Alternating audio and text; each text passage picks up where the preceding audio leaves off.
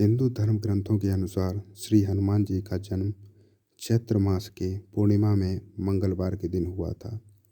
हनुमान जी की माता का नाम अंजनी और पिता का नाम केसरी था। हनुमान जी को संकट मोचन और पवन पुत्र के नाम से भी पुकारा जाता है। भगवान श्री राम की पूजा आराधना करने से हनुमान जी प्रसन्न होते हैं।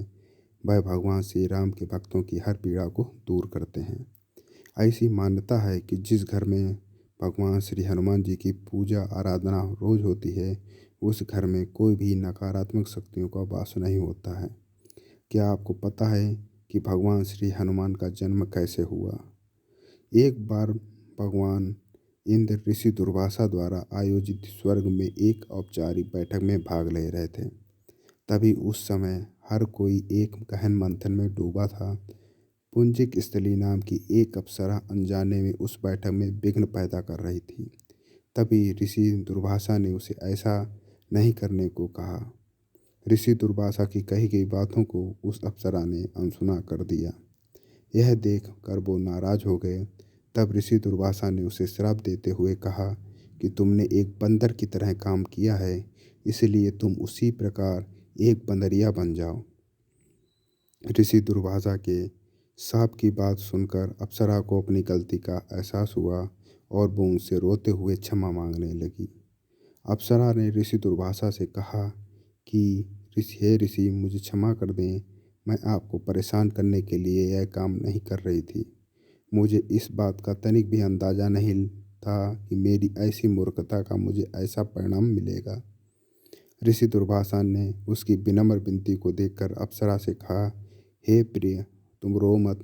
अगले जन्म में तुम एक भगवान से शादी करोगी, लेकिन वह एक बंदर होगा और तुम्हारा जो पुत्र होगा वह बंदर ही होगा, जो बहुत ही शक्तिशाली होगा, भगवान श्री राम का प्रिय भक्त होगा।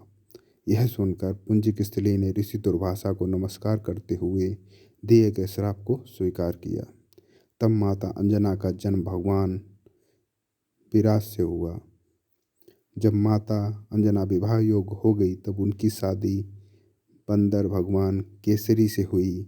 इसके बाद माता अंजना अपने पति के साथ सुखी वैवाहिक जीवन व्यतीत करने लगी। अंजना और केसरी एक शांतिपूर्ण जीवन जी रहे थे। एक दिन शंखबल नामक जंगली हाथी ने अपना नियंत्रण खो दिया और हंगामा खड़ा कर दिया।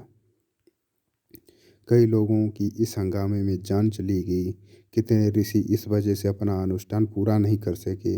भगवान केसरी श्री शंखबल से बेहद प्रेम करते थे। भगवान केसरी ने अपने प्रिय हाथी को जब मार डाला तो वे बहुत शोक में डूब गए।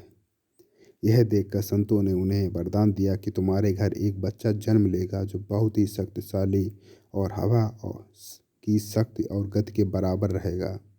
तब इस प्रकार भगवान केसरी के घर में माता अंजना ने भगवान श्री हनुमान को जन्म दिया। यही उनके जन्म की कहानी है, इसलिए उन्हें अंजनी पुत्र और पवन पुत्र के नाम से जाना जाता है। अगर दोस्तों आपको ये वीडियो पसंद आई तो वीडियो को लाइक करें, अपने दोस्तों को भी शेयर करें तथा अगर आप ऐसी और भी वीडियो देखना चाहते हैं तो चैनल को सब्सक्राइब करें। धन्यवाद।